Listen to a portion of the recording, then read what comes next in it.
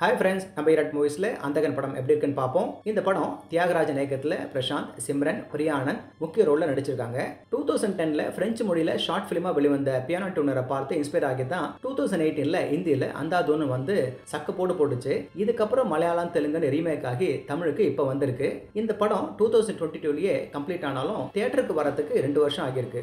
இப்போ இதோட கதையை சுருக்கமாக பார்ப்போம்.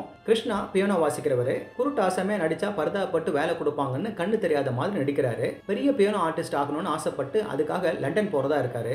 இந்த சமயத்துல ஜூலியா பார்க்க ஃப்ரெண்ட் ஆகி அவர் ரெஸ்டோ பார்லயே பியானோ வாசிக்கிற வேலைக்கு போறாரு.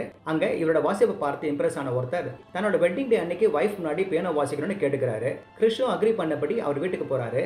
அங்க அவர் கண்ணு முன்னாடியே சில சம்பவங்கள் நடக்க இவர் கண்ணு தெரியாத மாதிரி நடிக்க, ஆனாலும் அங்க இருக்கிறவங்களுக்கு சந்தேகம் வந்து அடுத்தடுத்து இவருக்கு நடக்கிற சம்பவங்கள் தான் இந்த படத்தோட மீதி கதையே.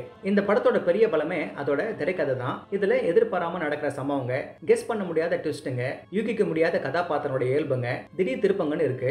இது எதையும் மாத்தாம அப்படியே ரீமேக் பண்ணாலும் படம் நல்லா இருக்கும். இயக்குனர் தியாகராஜனும் அதே தான் பண்ணியிருக்காரு. முன்னாடி ஹிந்தியில பார்த்தவங்களுக்கு கம்பேரிசன் பண்ண தான் முடியும். ஆனா நியூ ஆடியன்ஸுக்கு இது ரொம்ப என்டர்டெய்னிங்கா இருக்கும். இயக்குனர் தியாகராஜனும் தமிழ் ஆடியன்ஸுக்கு ஏற்ற மாதிரி நல்ல டியூன் பண்ணியிருக்காரு.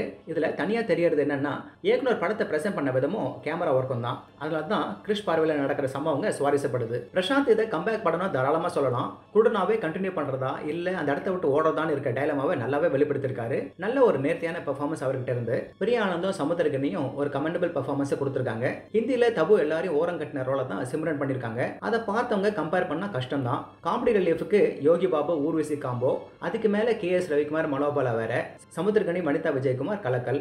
மொத்தத்துல முன்னாடியே பார்த்தவங்க கம்பேரிங் கேம் ஆரம்பிச்சாலும் படம் ஆரம்பிச்ச கொஞ்ச நேரத்திலே அடங்கிடுவாங்க.